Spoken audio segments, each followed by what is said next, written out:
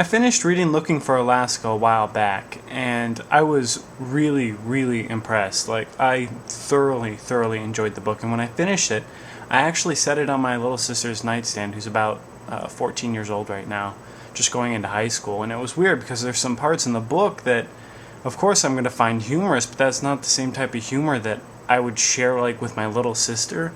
And so it was kind of like a... It's 2 o'clock. That's my computer telling me it's 2 o'clock. If I wanted to know what time it was, I would ask you, what time is it? It's 2 o'clock. Smartass.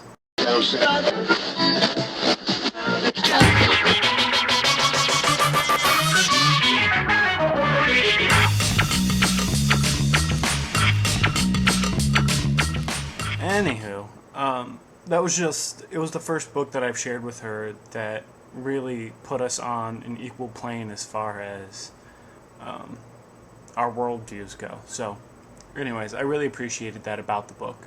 And she as well said that she found it very... Spoiler, if anybody hasn't read Looking for Alaska yet, pause it or mute it for like 5 seconds. She found it very bizarre or ironic that the first half of the book, which she enjoyed slightly more, was just counting down to somebody's death, and she found that, like, devastating. That wasn't the main purpose of this video. I wanted to talk about 3 things that you touched on. First and foremost was the tour that you and Hank were going to go on across the United States, which I'm super excited for. The second being libraries. I have some comments about libraries in and around the downtown Phoenix area. And the third one is still reducing city suck. It's not world suck, but it's something that I'm able to do within my own community. I'm going to kind of take those 3 in a back-asswards way. So I'm going to start with the last one, which is reducing the suck in Phoenix, or the future suck in Phoenix, I should say.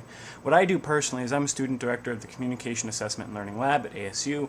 We help people overcome speech anxieties, and we help build confidence in people. And in any situation where they would have to peak publicly. That's ironic. Anyways, speak publicly, we can help them in that situation. Now, currently, we're working on a community outreach program called Backpack to Briefcase, where we target young teens who lead troubled lives. Either they're on the streets, or they're into drugs, possible gang members. I mean, it's downtown Phoenix, which has its high parts, but it's got its low parts too.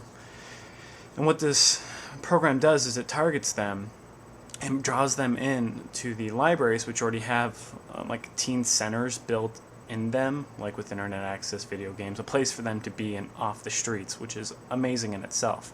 But we go there and we provide them with skills and everything that they're going to need for life if they choose not to go to college. I mean, me personally, in my own heart, I believe college is right for everybody, but I'm extremely biased.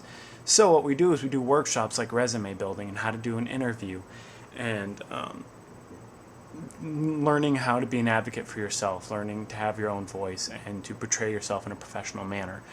And so we're giving them skills so that down the line in the future, they actually contribute to society and they're making something more of their lives than what they might not have. I'm not judging them or saying that they wouldn't amount to anything to begin with, but we're there just to help, as you say, reduce future suck in Phoenix. I know it's not on a worldly scale, but it's something that I could do within my community and that we're trying to do.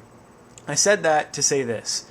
So I've got connections with certain libraries in Phoenix. There's one particular library in downtown Phoenix which blows my frickin' mind. Okay, this thing is like 3+ stories. It's got an entire level just for teens to go and hang out, and it's like a safe haven for them. And there's water structures in here. There's walls made out of glass. Like the whole thing. It's like so much money was invested in this library.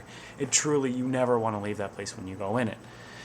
With that being said, since you guys are touring across America, I know for a fact Phoenix is chock full of nerdfighters and the surrounding states, and would love to have you guys here.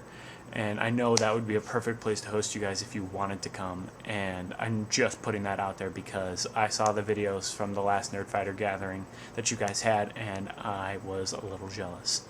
So, with that being said, don't forget to be awesome, guys, and I hope to hear from you soon. Peace.